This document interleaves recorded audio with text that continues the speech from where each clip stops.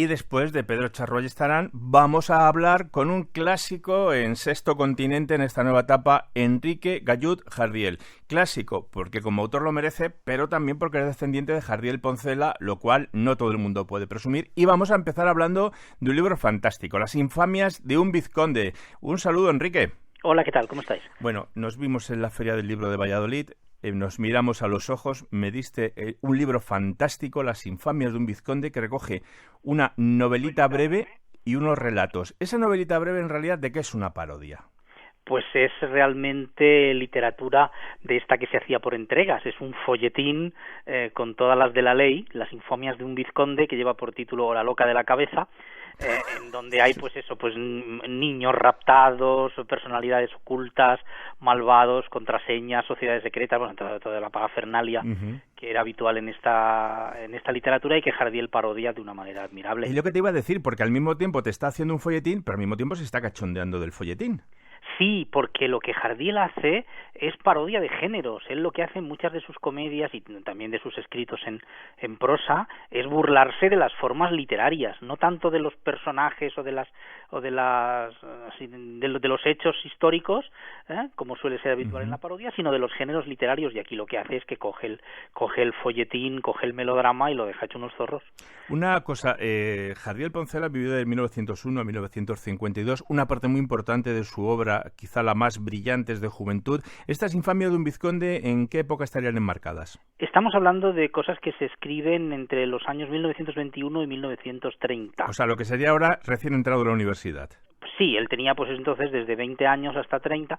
La obra realmente que le da fama ya es en el año 1927, que es la comedia Una noche de primavera sin sueño, pero él antes de eso había escrito muchísimo en revistas como Buen Humor y luego en Gutiérrez, había escrito todo tipo de géneros y es un material que de alguna manera luego se pierde porque no queda recogido en sus obras completas, no se ha vuelto a reeditar nunca, estaba únicamente en estas revistas que prácticamente no las tiene nadie y en España, y que yo estoy pues buscando y escarbando para sacar este material porque me parece tan interesante como lo que hizo después, vamos, en absoluto peor.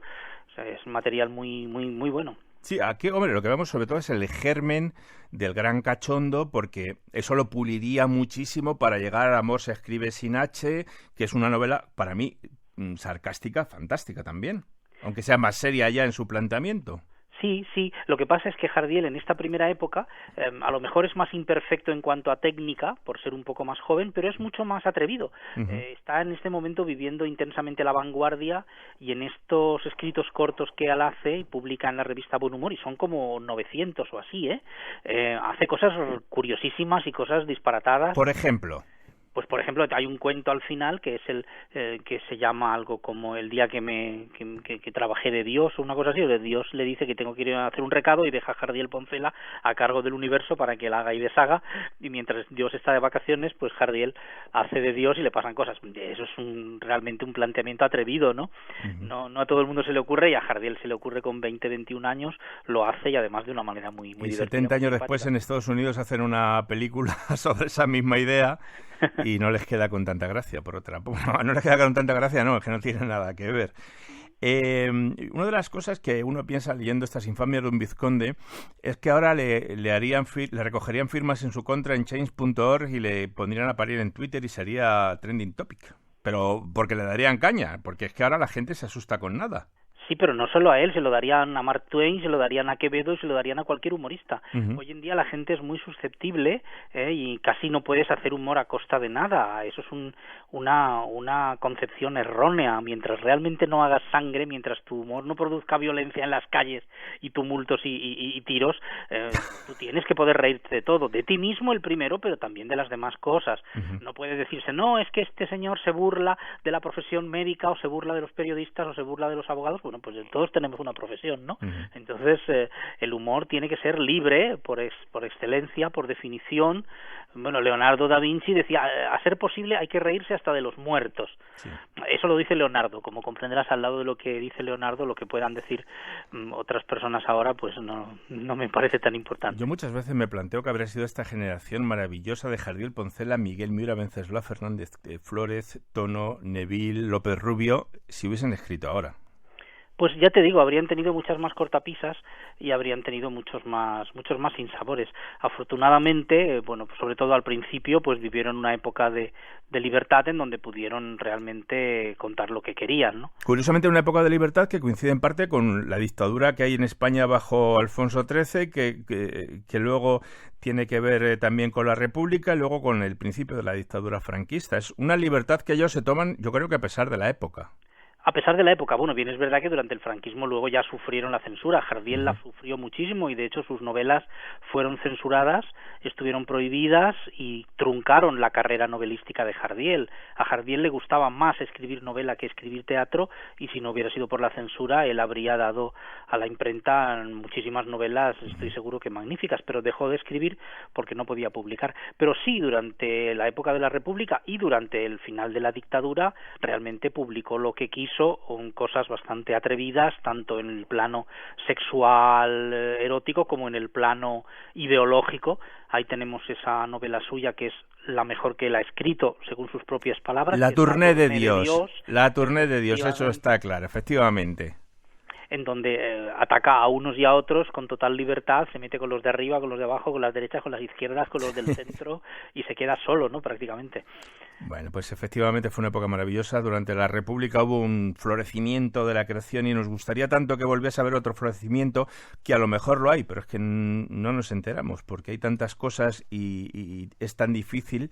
Pero bueno, te quería también preguntar por un acto que se hace mañana, domingo, en la Sacramental de Santa María. Sí. Que hay que llevar un imperdible. Cuéntanos, ¿para qué llevamos un imperdible? Bien, llevamos un imperdible a este homenaje que se le hace a Jardiel, porque Jardiel decía que el teatro, las funciones teatrales, se hacían a base de sudor y de imperdibles. Entonces, como los jardielistas no tenemos una insignia que nos identifique, pues hemos pensado en ir todos allí con un imperdible y acabado el acto, pues hacer entrega solemne ahí en su lápida, le tiraremos el imperdible para que se oxide ahí hasta el año que viene, porque claro, el sudor no lo podemos llevar. Bueno, hace un calorcito en Madrid, pero cuéntanos qué pone la lápida de Jardiel, porque yo creo que merece la pena saberlo. Sí, la lápida de Jardiel pone, por orden expresa suya, si buscáis los máximos elogios, moríos. Eso es lo que pone. Entonces Jardiel él ya ha cumplido con su parte, él ya se ha muerto. Entonces ahora nos toca a nosotros cumplir con la nuestra, que consiste en hacer los elogios. Y para eso hemos organizado, ha sido esto por iniciativa de Pepe Villuela y mía, pues un homenaje que va, esperamos, a repetirse todos los años, o sea, todos los años, más o menos por esta época, nos reuniremos para hacer lo mismo, para hacer esta ofrenda del imperdible, que es una rancia tradición que nos acabamos de inventar, porque claro, antes no existía, pero que esperamos que... Bueno, tú sabes que las tradiciones siempre fue algún idiota que se le ocurrió hacer algo y a partir de ahí todos empezaron a hacer lo mismo pensando que es lo que había que hacer. Exactamente, en este caso los idiotas hemos sido Pepe Villuela y yo. Bueno, Pepe Villuela y tú, que os lo inventáis en un coche, en una conversación casi como estabais hablando del tiempo y oye, ¿por qué no hacemos esto, no? Sí, exactamente. Y entonces pues hemos conseguido liar a varias personas del mundo de la cultura y entonces pues tendremos allí pues gente interesantísima, pues como puede ser, ¿qué te diré yo?